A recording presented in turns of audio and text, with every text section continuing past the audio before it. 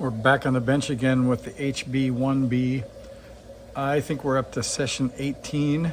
And as I left you with last time, we found out that the currents were way too high on all the bands, even when there's only like a half watt coming out. We were drawing over an amp on most bands. So as promised, I've removed C7. And what I did was just take two full-size irons and go on each side of C7 and sort of pretend it was chopsticks. And you can see that C7 is pretty small. So we'll put that back as needed coming up soon.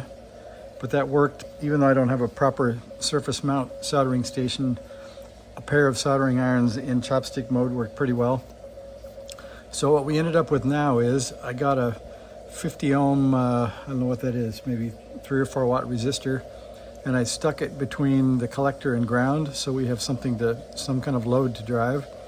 And that leaves all of the filters unhooked. So if all the expert guesses are correct, we should see less current draw. So what I'm still pondering is why, if we know that this low pass filter handles 20, 30, and 40 meters, and we know that 80 is on a completely separate filter chain, the only thing I can think of is now that we're isolated here, assuming the current's lower, we have to start thinking about what's causing it. So I suppose we know that the receiver works and the attenuator works, so this is kind of not suspect. Maybe a bad relay, or I'm not sure what yet, but anyway, that's the speculation. So we've got that resistor soldered onto the collector of the output, and we don't need to hook up the dummy load because we have the dummy load soldered directly to one side of where C7 used to go. I can show you that. So you can see that lead, whoops, that lead goes down to where C7 used to go, and then just goes to a random ground pad on the board. So that gives us a load. And I still have the Klein hooked up to the power connector. So if let's see, we've got the scope. We want to make sure that we're doing something. So we'll add the scope to that resistor lead, hopefully without breaking it off. I think that's stripped up there. And then 5 volts per division should be plenty. We should be able to add power. Let's get the Klein going here. So it wakes up on AC current, and it complains that it doesn't have leads because the leads that belong in the Klein have a plastic safety barrel like that. And if you don't put a lead in that has a plastic safety barrel, it doesn't think it has any leads. So now we're going to switch over to DC, and then we'll grab the power cable, which is here, and we will power up, and we're on the 40 meter band, and immediately something's a little off, so let me unplug that. So that was 300 milliamps. And if you look at, here's our reference standard here. If we power up this HB-1B, yeah, so it draws 77 milliamps on receive, which is what I expect. So 300 milliamps is a lot. I guess we'll go for the gusto and we'll see what happens here. So let me switch the antenna over just to see if we're receiving. Well, we can't receive because I unhooked the whole low pass filter, so that's a bad idea. So we'll leave that where it was. And I don't have any signs of heating or anything smelly, so I'm going to try this.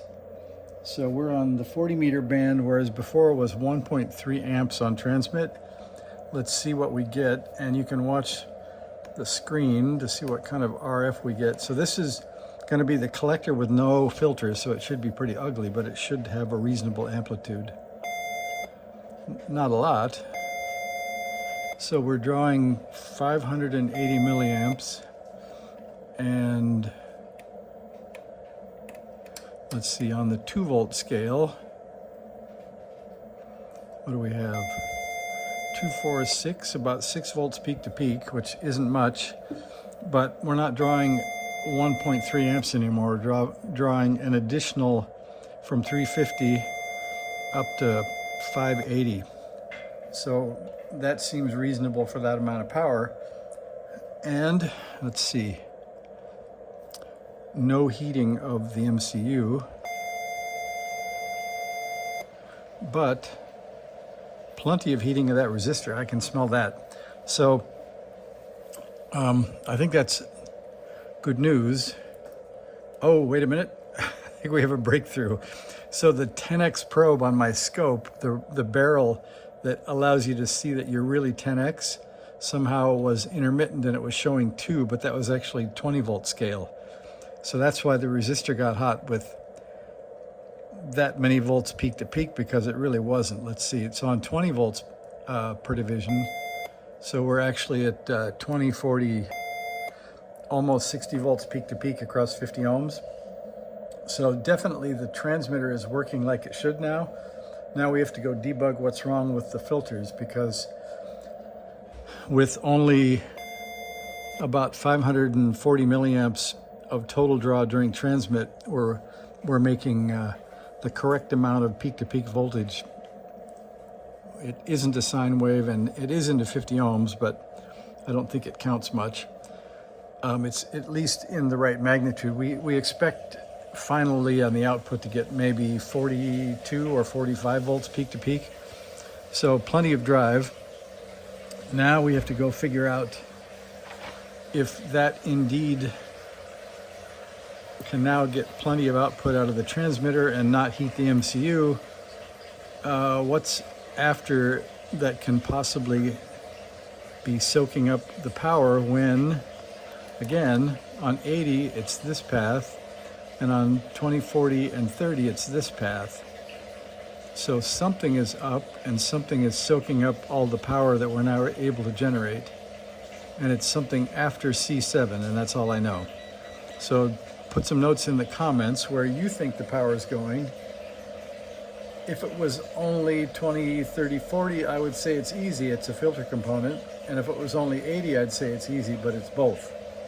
So bad relay maybe, or I don't know. So give me a comment what you think it is, but I think we're getting closer, and now we won't damage the MCU, so we're no longer heating that up to be too hot to touch. So that's a short one. Thanks for watching, and we'll get this thing running yet. See you.